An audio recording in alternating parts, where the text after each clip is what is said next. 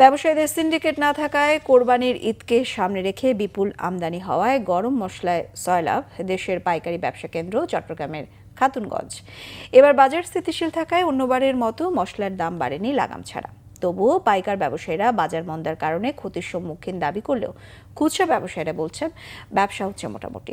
এদিকে সরকারি সংস্থা বলছে পর্যাপ্ত আমদানির কারণে মশলার বাজার ও দাম দুটোই স্থিতিশীল, সংকট তৈরির কোনো সুযোগ নেই।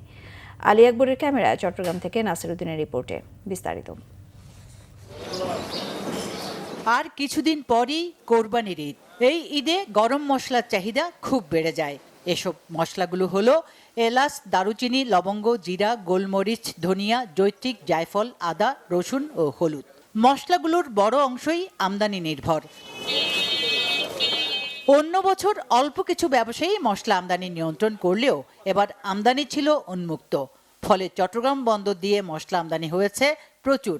চলতি অর্থ বছরের প্রথম 10 মাস 10 দিনে এলাচ আমদানি হয়েছে 1150 টন, দারুচিনি 13,296 টন, লবঙ্গ 1350 টন, জিরা 3,115 টন, গোলমরিচ 1,959 টন, আদা 45,538 টন এবং রসুন 53,101 টন।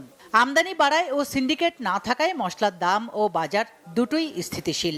তবে খাতুনগঞ্জের পাইকার ব্যবসায়ীদের দাবি, চোরাচালানে প্রচুর মশলা আসায় বাজার পড়তির দিকে। বিএসএফ যেগুলো আছে আমাদের বাংলাদেশের, ওরা ভালো মতো চেক দিলে মালটা আসে না। ওরা সম্ভবত কিভাবে মালটা ঢুকে, এতগুলো মাল কিভাবে ঢুকে 100-200 বস্তা, 1000 বস্তা ঢুকতেছে। যেহেতু বাইরের সীমান্ত দিয়ে মাল ঢুকতেছে, যার কারণে আমরা যারা বৈধ মাল আনতেছি আমরা কিছু নিঃস্ব হয়ে যাচ্ছি। আমরা উচিত রেটটা আর পাচ্ছি না। এদিকে খুচরা ব্যবসায়ীদের অভিযোগ, বড় বড় ব্যবসায়ীরা ভেজাল করছে। 4 লাখ টাকা একটা জরিমানা হইলো, ওরে অন্তত 4 কোটি টাকা জরিমানা করা দরকার ছিল। ভেজাল কেন করবে মালের মধ্যে? আমরা ছোট বাড়িরা তো ভেজাল করি না। সবগুলো মশলা কমতে আছে, কোনো কিছু বাড়তি নেই। বাজারে ঘাটতি তো নেই? না, ঘাটতি নেই, মাল প্রচুর আছে, প্রচুর মাল আছে। সমুদ্র এবং স্থলবন্দর দিয়ে পর্যাপ্ত মশলা আমদানির কারণে বাজারে কৃত্রিম সংকট তৈরি ও দাম বাড়ানোর কোনো সুযোগ নেই বললেন আমদানি অনুমতিপত্র প্রদানকারী কর্মকর্তা। কোনো ধরনের ক্রাইসিস হওয়ার সম্ভাবনা নাই। গত বছরে যে এলাচি আছে, সেই এলাচি পর্যাপ্ত পরিমাণে মশলাগুলো আছে আমাদের দেশে।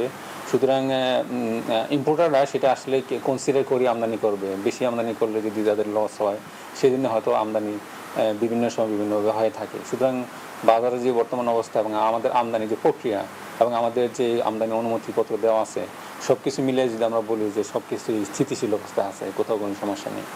এবার আমদানির চ্যানেল সহজ হওয়ায় সাধারণ ব্যবসায়ীদের পর্যাপ্ত আমদানির কারণে স্বাভাবিক রয়েছে মশলার বাজার। Bangla vision news desk.